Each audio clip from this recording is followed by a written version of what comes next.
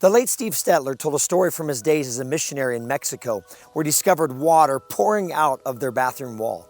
Plumbers were called, and to Steve's dismay, the tools in their hands consisted of a one-claw hammer, a broken-handed screwdriver, half a hacksaw blade, and a piece of thin-walled PVC. Hardly the tools of a qualified plumber. Brother Stetler offered them fancy tools, which they admired with amazement, but soon they set them aside and picked up again the items their hands found familiar. In short time, the job was completed with what appeared as inadequate tools, but using what was in their hands. In Exodus chapter 4, Moses and God were in an arguing match when the Lord threw Moses an unexpected curveball. "Moses, what is in thine hand?" What a strange question.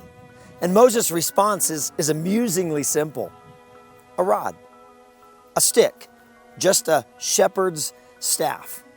In contrast, 40 years earlier, Moses had held a scepter in his hand, a symbol of powerful potential. But everything changed the day Moses decided to take things into his own hands, when he tried to do God's will Moses' way.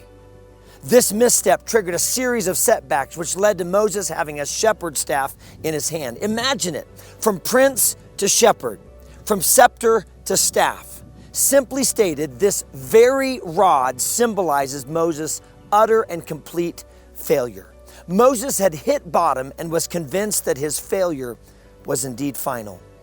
On that fateful day in a barren wilderness, Moses couldn't have imagined that God would ask him to lay down the one thing that had given him purpose for the last 40 years, his shepherding career.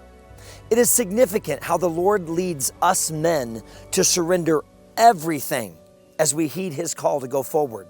And as you recall, the rod became a serpent, likely a venomous one, and then God took it to the next level. He asked Moses to pick it up by the tail. This step demanded complete trust on Moses' part as he tentatively grabbed the snake, not knowing his own fate. Instantly, it transformed back to the rod, but unbeknownst to Moses, a profound shift had taken place that altered both Moses and his nation's destiny. Amazingly, the rod's ownership changed hands. It now belonged to God. Exodus 4:20 states that Moses took the rod of God in his hand. Same stick, new master. In God's hands, Moses' rod of failure became empowered to call forth plagues of deliverance, cleft the Red Sea, cause a rock to become a spring, and the list goes on.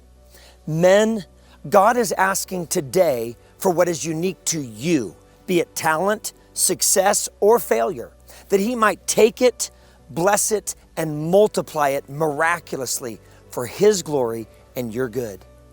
George was 23 in a pivotal point in his life. He had been singing in Wesleyan Methodist churches and on Christian radio programs, but now he was offered a secular singing opportunity, certain to bring wealth and recognition.